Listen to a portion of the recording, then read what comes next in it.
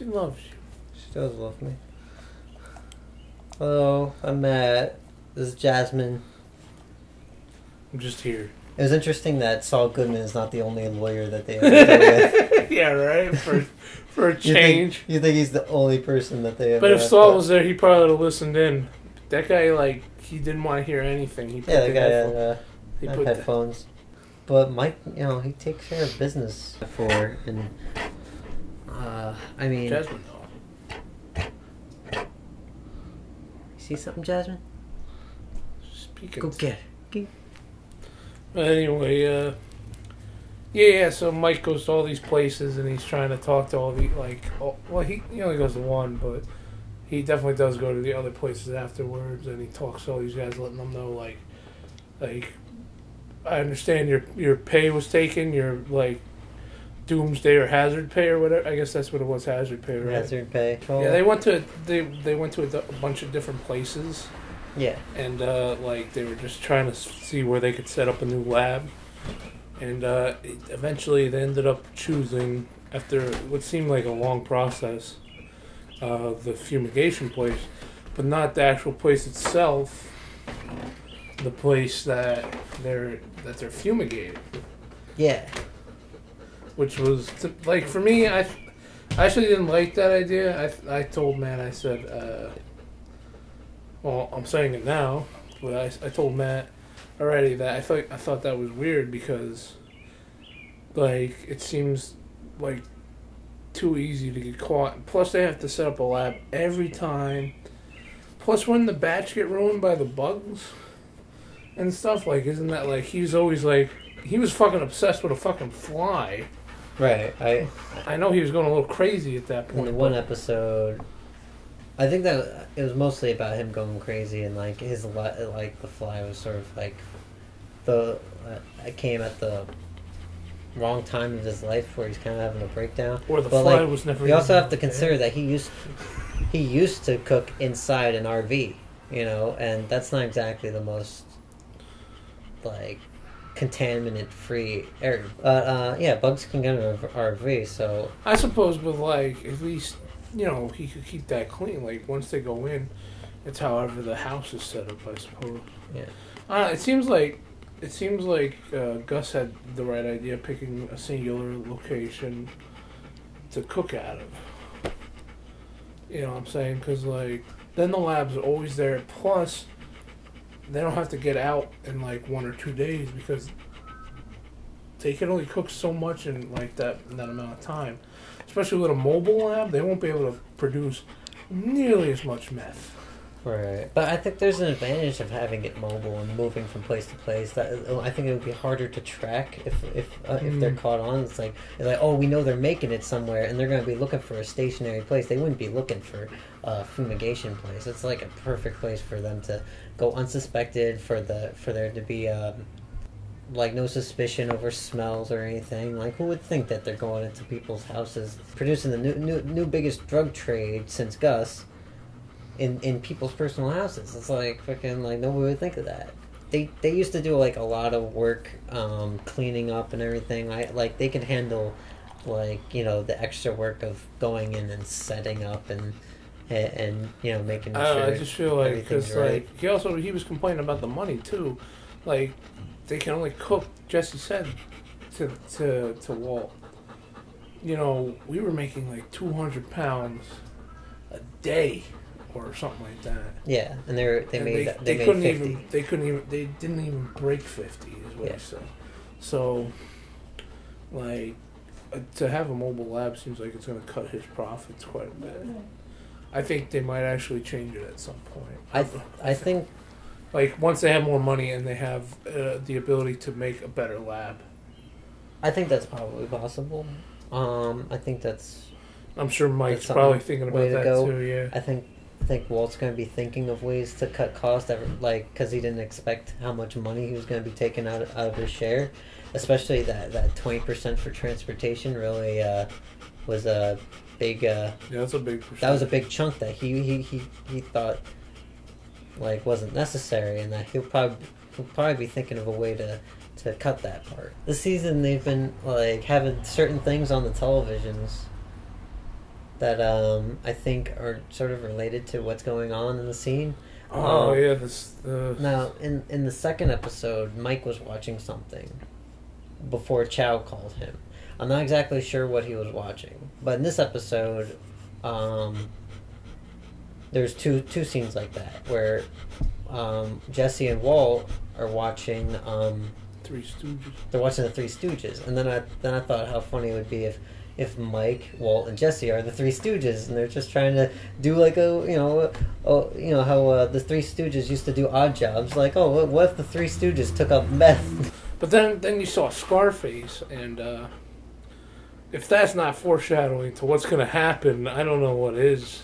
Right, and from the beginning, it sort of Vince Gilligan has made it clear that Walt's journey has been from Mr. Chips to Scarface. You know, by the end of the series, he's going to be Scarface, pretty much, and that's also hinted with from the first episode when he gets that Scarface type gun from the trunk, a huge gun, you know, his little friend. His little friend. And then Bob Odenkirk brings him to the laser place, and they're just automatically like, no. Oh yeah, I like when they do callbacks like that.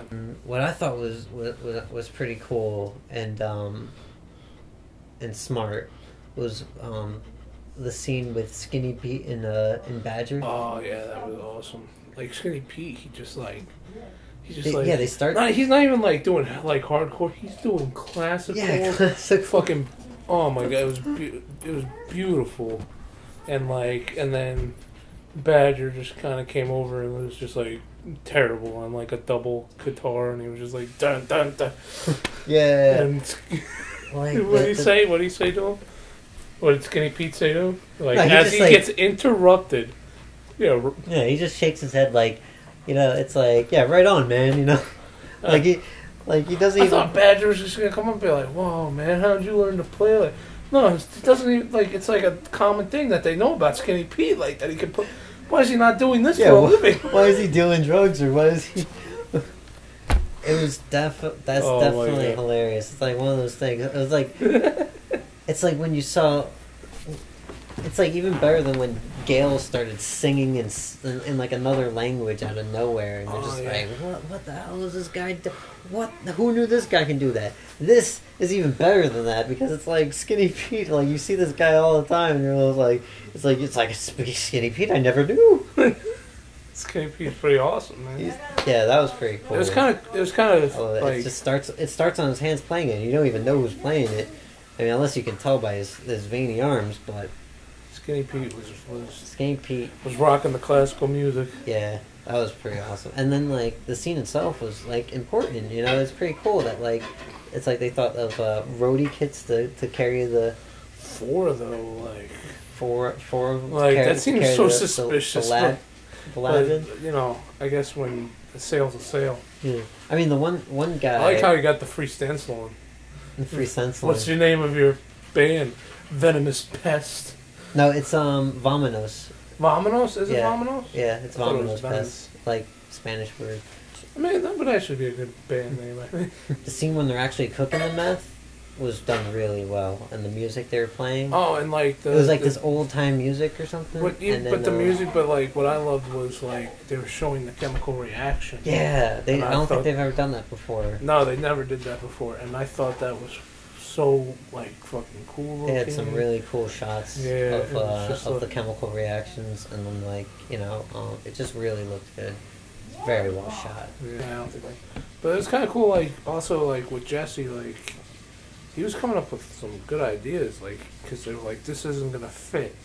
Right. Like, they had this really well drawn out like schematic, and he was like, if we took this piece and we could just attach it, and then Walt was just like, I felt like Walt was getting really impressed with him, like how much. I don't know. I really like this new change in their dynamic, because like up until like now, Walt has really not really been undermining him. Yeah, he's been like condescending, and now he feels like they're equals. And now they're sort of equal, or he gives him the proper respect and trusts him. And even like when he's talking about Andrea, he tells him, I think you could tell her the truth if you want to, or you know, or it's up to you. Use your own discretion. I think that's really cool. You know.